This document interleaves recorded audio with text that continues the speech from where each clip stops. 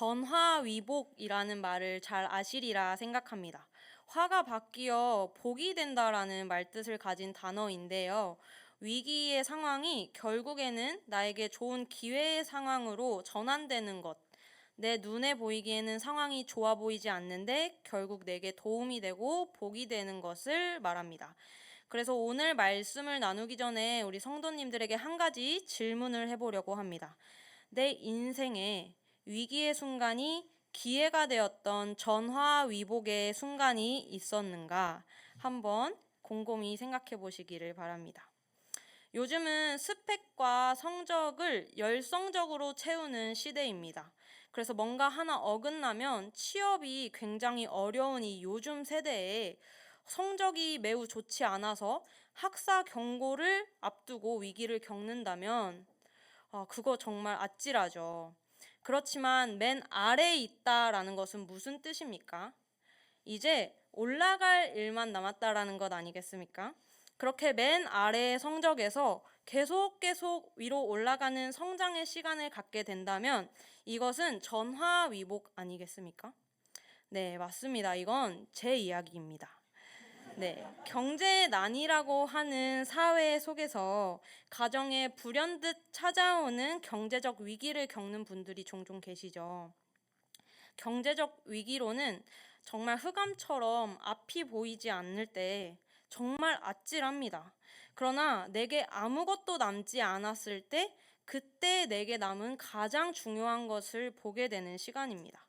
위기의 순간 소중한 사람들과 더욱 하나 되어 역경을 헤쳐나가는 시간을 갖게 되고 이런 순간을 함께 할 수 있는 내 곁에 가정이 있구나라는 공동체의 참 의미를 알게 된다면 정말 이 위기의 시간이 다시 한번 우리의 하나 되는 시간을 귀한 시간임을 알게 되는 기회의 시간, 전화위복 아니겠습니까? 네, 이건 저의 이야기는 아닙니다. 그러나 사람은 이처럼 수많은 위기와 전환의 기회를 반복하며 살아가고는 합니다. 그러나 저는 사람의 제일 큰 위기, 그 위기는 과감히 이렇게 말해보려고 합니다. 예수를 알지 못하는 위기, 예수를 믿지 못하는 위기. 인생에서 일어나는 위기의 순간들은요, 정말 그 당시에는 죽을 것 같이 나를 억누르고 정말 옥죄어도 결국에는 지나가는 바람과 같습니다. 당시에는 까마득하고 앞이 있을까 싶다가도 다 나름의 길이 있고 돌파구가 있습니다. 그런데요, 이 예수님을 만나지 못하는 위기는요, 죽으면 우리의 영혼이 천국에 있느냐, 지옥에 있느냐, 정말 그것을 결정하는 우리의 영혼의 거처를 결정하는 정말 위급한 문제입니다. 그래서 아무리 인생에서 떵떵거리며 사는 사람도요, 혹은 인생이 아무리 힘들다고 하는 사람도요, 그건 다 인생 끝날에는 끝날 일입니다. 그러나 우리의 이 영혼은요, 영혼의 시간을 지나야 합니다. 그래서 이 예수님을 만난다라는 것은 하나님과 함께하는 영원한 나라에 영원한 시간을 보낼 수 있는 특권을 부여받는 아주 중요한 일이죠.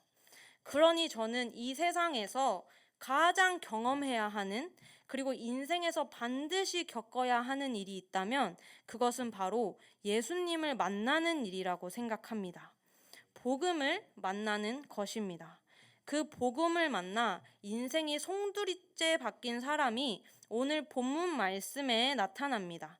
오늘 말씀에는요, 예수님의 증인이 되어 살 거라고는 전혀 상상하지도 못했던 사람이, 이 땅에서 나의 열심으로만 살다가 끝날 뻔한 인생이 등장합니다. 그것은 바로 바울인데요. 같이 13장 14절 13절부터 14절까지 읽어보도록 하겠습니다. 시작. 내가 이전에 유대교회에 있을 때에 행한 일을 너희가 들었거니와 하나님의 교회를 심히 박해하여 멸하고 내가 내 동족 중 여러 영겁자보다 유대교를 지나치게 믿어 내 조상의 전통에 대하여 더욱 열심히 있었으나. 바울은 제가 지난 시간에 잠깐 소개했는데요. 다시 한번 짚어보자면 바울은 유대교 집안 사람이었습니다.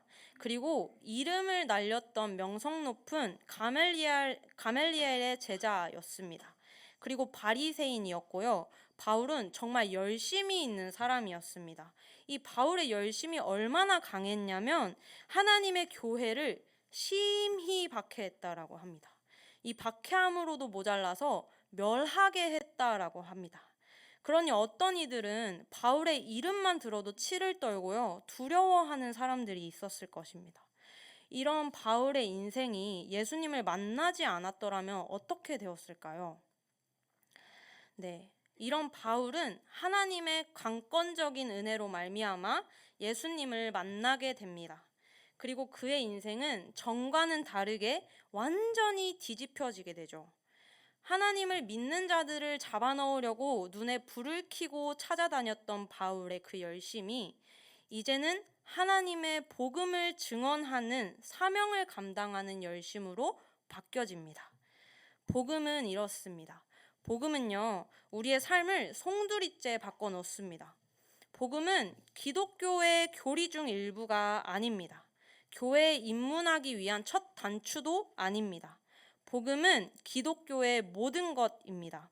복음이 무엇인지 오늘 못을 받고 첫 시작을 열려고 하는데요. 함께 로마서 1장 2절부터 4절을 함께 읽어보도록 하겠습니다. 시작. 이 복음은 하나님이 선지자들을 통하여 그의 아들에 관하여 성경에 미리 약속하신 것이라. 그의 아들에 관하여 말하면 육신으로는 다윗의 혈통으로 나셨고 성결의 영으로는 죽은 자들 가운데서 부활하사 능력으로 하나님의 아들로 선포되셨으니 곧 우리 주 예수 그리스도시니라. 아멘. 빨간 글씨를 집중하여 보셨다면 눈치채셨을 것입니다. 복음은요, 곧 예수 그리스도입니다. 네, 성도님들, 복음은 예수 그리스도입니다. 복음을 만난다는 것, 복음을 알았다라고 하는 것은 모두 이 예수 그리스도에 관하여 말하는 것입니다. 그러면 제가 다시 한번 말해보겠습니다. 복음은 이렇습니다. 복음은 곧 예수 그리스도이시고요. 예수 그리스도는 우리의 삶을 송두리째 바꿔놓습니다. 예수 그리스도는 기독교의 교리 중 일부가 아닙니다. 교회에 입문하기 위한 첫 단추도 아닙니다. 예수 그리스도는 기독교의 모든 것입니다. 네, 바울이 만난 복음은 결국 다메섹에서 만난 예수 그리스도였습니다. 그런데요, 문제가 생겼습니다. 복음을 전하려고 하니 그의 과거가 걸림돌이 되는 것입니다. 어떤 이들이 와서 바울의 과거를 걸고 넘어지고 바울의 사도성을 걸고 넘어졌습니다. 그는 예수를 믿는 자들을 잡아놓았던 자야. 그는 예수님이 사역하던 그 당시에 실제로 예수님을 봤던 자가 아니야. 그가 그저 배웠던 건 사도들에게 전해받고 그걸 전하는 자, 거짓 사도, 가짜 사도야 라고 말하는 것입니다. 그래서 바울이 말하는데요. 오늘 본문 말씀 11절부터 12절 말씀입니다. 제가 읽어보도록 하겠습니다. 형제들아, 내가 너희에게 알게 하노니 내가 전한 복음은 사람의 뜻을 따라 된 것이 아니니라. 이는 내가 사람에게서 받은 것도 아니요 배운 것도 아니요 오직 예수 그리스도의 계시로 말미암은 것이라. 아멘. 네, 바울이 전한 복음은요, 사람의 뜻을 따라 된 것도 아니고 사람에게 받거나 배운 것도 아니고 오직 예수 그리스도의 계시로 된 것이라고 합니다. 사랑하는 성도 여러분, 복음은요, 내가 연구하고 탐구해서 알아지거나 내 생각과 경험으로 알아지지 않습니다. 복음은 오늘 말씀에서 분명히 말하듯 오직 예수 그리스도의 계시로만 알 수 있다는 것입니다. 이것은 다시 말하면요, 사람으로부터 출발하여 알 수 있는 것이 아니라 하나님으로부터 하나님의 주권하심으로 우리에게 주어진다라는 것입니다. 이것이 은혜입니다. 공부 잘하는 사람, 센스 있는 사람, 눈치 빠른 사람들이 감각적으로 알 수 있는 것이 아닙니다. 누구에게든지 잘나고 못나고 나이가 많고 적고 건강하고 건강하지 않고를 떠나서 정말 조건과 자격 상관없이 주어지는 것이 바로 은혜입니다. 이 순서가 중요한 이유가 있습니다. 복음이 사람의 능력과 노력으로 알 수 없다는 것은 이런 말이죠. 나의 행함과 율법으로 복음을 알 수 없고 하나님의 구원을 이룰 수 없다. 이것을 왜 말하냐면 전에 갈라디아에 찾아온 거짓 사도들, 몇몇 율법 학자들이 다른 복음을 들고 와 이렇게 말했습니다. 율법 지켜야 돼. 할례 받아야 돼. 그래야 구원을 받아. 사람의 행함으로 노력으로 구원을 이룰 수 있는 것처럼 말했던 그 율법주의자들의 말이 틀렸다라는 것을 오늘 말씀을 통하여 알 수 있습니다. 이 복음은요, 오직 하나님으로부터 하나님의 주권하심으로 말미암아 받을 수 있습니다. 그러니 성도 여러분, 오늘 이 시간 하나님 앞에 간절히 구해야 하는 단 한 가지가 있다면, 하나님, 그 복음 제가 다 알았다 하지 않겠습니다. 제가 그 복음 이미 가졌다 하지 않겠습니다. 알아도 다 알 수 없는 그 복음을 오늘 제게 알려주세요 하는 가난하고 간절한 마음을 구해야 합니다. 하나님께서는 바울의 과거를 집중하지 않으셨습니다. 그가 어떤 사람이건 상관없이 그를 사용하기로 작정하셨습니다. 그래서 바울을 부르십니다. 같이 15절과 16절을 함께 읽어보도록 하겠습니다. 시작! 그러나 내 어머니의 태로부터 나를 택정하시고 그의 은혜로 나를 부르시니까 그의 아들을 이방에 전하기 위하여 그를 내 속에 나타내시기를 기뻐하셨을 때에 내가 곧 혈육과 의논하지 아니하고. 하나님께서는 바울을 택정하시고 은혜로 부르셨습니다. 그리고 그를 이방에 예수 그리스도를 전하는 사도로 사용하십니다. 그래서 바울 안에 예수 그리스도를 나타내심을 하나님은 기뻐하셨는데요. 여기서 발견할 수 있는 하나님의 은혜가 있습니다. 아까는 자격과 상관없이 주님을 알게 하시는 은혜가 있었다면요. 여기서는 받을 자격이 전혀 없는 자에게 부어지는 은혜를 알 수 있다는 것입니다. 바울의 과거를 보면요. 지금 예수님을 전하는 삶이 가당치가 않습니다. 아직도 바울의 이름을 들으면 놀라는 자들이 있습니다. 바울 자신은 또 어땠을까요? 만일 바울이 만난 복음이 자신의 과거를 자유롭게 하지 못했다면, 그리고 예수 그리스도의 죄 씻음을 오해했다면, 나 과거에 예수 믿던 자들을 핍박하던 자라서 예수님 전하는 그 일은 내가 지금 자격이 안 돼서 못할 것 같아.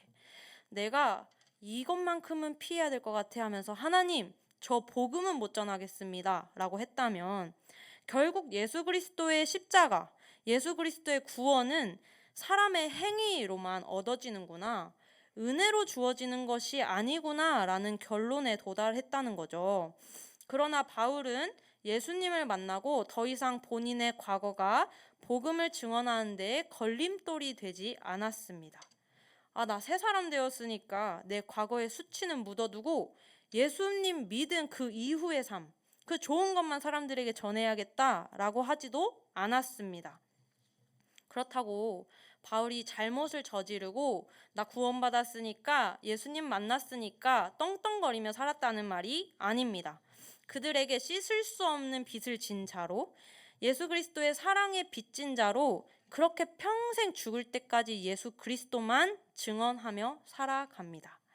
바울을 향해 의심하는 눈초리는 여전히 있습니다. 그러나 바울은 꿋꿋이 예수 안에서 그의 과거를 복음의 증거 삼습니다. 너희가 알다시피 나 하나님의 교회를 박해하고 멸하던 자였어.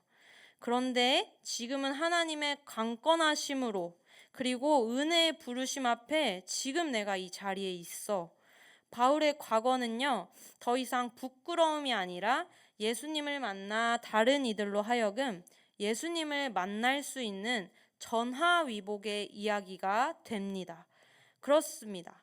바울과 같이 복음을 만난 자들에게는요, 더 이상 자신의 과거가 복음을 전하는 데에 걸림돌이 되지 않습니다. 오히려 복음을 증거하는 데 돕는 전화위복의 이야기가 됩니다. 복음을 만난 이들에게는 예수님을 만난 전과 후의 나의 이야기가 있습니다. 나를 예수님 만나기 전과 후로 나누어 전과 같이는 살지 않는 삶을 살게 하는 것이 바로 복음의 능력입니다. 그렇게 하나님과 나의 이야기가 생기는 것이 바로 나의 복음인데요. 남의 복음으로는 내가 하나님을 깊게 아는 데 한계가 있습니다. 나의 복음으로 하나님을 깊게 알 때에 내가 경험한 하나님, 그리고 내가 경험한 복음을 전할 수 있습니다. 결국에 사람들은요, 내가 하나님을 만나서 어떻게 살고 있는지, 하나님을 얼마나 사랑하여 어떻게 달려가고 있는지 내 안에 그 순수성과 진실성을 보고 내가 만난 하나님께로 시선을 돌릴 수 있습니다. 네, 성도 여러분, 로마에서도 증언하여야 하리라 하는 그 복음의 이야기를 교회에서 들은 이야기로만, 그리고 누가 전해준 이야기로만 전하는 데에는 한계가 있습니다. 하나님을 향한 그 뜨거운 사랑이 들끓지가 않습니다. 그 열정이 발화되지가 않습니다. 오늘 이 밤 정말 나와 하나님의 이야기를 만들어 내 삶을 변화시키는 복음, 나를 변화시키는 복음, 나의 복음을 써내려가는 시간이 되기를 소원합니다. 복음을 만난 사람들의 이야기는요, 삶의 주체가 나에게서 그로 전환됩니다. 바울의 고백을 함께 보려고 하는데요. 13절부터 16절입니다. 눈으로 함께 읽으시면 좋을 것 같은데요. 내가 이전에 유대교에 있을 때 내가 행한 일들을 너희가 들었거니와 하나님의 교회를 심히 박해하고 멸하고 내가 내 동족 중 여러 영갑자보다 내가 내 조상의 전통에 대하여 더욱 열심히 있었다라고 합니다. 그런데요, 그 뒤를 보면요, 예수님을 만나게 된 바울의 고백은요, 내 어머니의 태로부터 나를 택정하신 하나님, 그의 은혜로 나를 부르시니가 그의 아들을 이방에 전하기 위하여 그를 내 속에 나타내기를 기뻐하셨을 때라고 하며, 보이는 것처럼 삶의 주체가 나에게서 그로 전환되는 것을 볼 수가 있습니다. 바울이 예수님을 만나지 않았더라면 그의 삶은 자신의 열심, 자신의 열정으로만 둘린 내가 주체된 삶을 살다가 끝났을 것입니다. 그러나 예수님을 만난 바울은요, 모든 것이 예수님을 전하는 데 능히 쓰이는 열심, 복음을 전하는 열정으로 하나님이 주체된 삶으로 변하게 되었습니다. 네, 성도 여러분, 성도님들에게는 어떤 전화위복의 이야기가 있으십니까? 삶의 전화위복을 넘어서 예수님과 나와의 전화위복의 이야기는 없으십니까?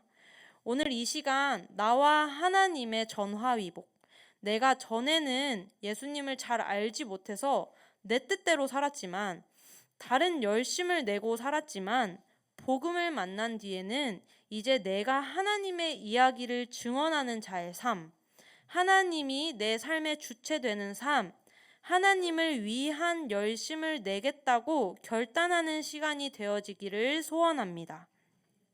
말씀을 맺으려고 합니다. 복음은 참 그렇습니다. 내 생각과 경험을 뛰어넘어 생각지도 못했을 때에 예수님을 만나게 되고 알게 되고 나의 삶을 송두리째 바꿔놓습니다. 내 삶이 예수님을 인하여 바꿔지기를 소망한 적도 기대한 적도 없는데, 복음은 참 내가 생각하지도 못한 곳에 데려가서 서 있게 하는 놀라운 힘을 갖고 있습니다. 복음은 내가 기대했던 나, 내가 생각했던 나라는 관점에서 벗어나 하나님이 기대하는 나, 하나님이 생각하는 나라는 하나님의 관점에 닿게 하는 놀라운 힘을 갖고 있습니다. 복음의 능력은 단번에 정의되지 않고 알면 알수록 끝도 없이 깊고 넓은 뜻을 갖고 있습니다.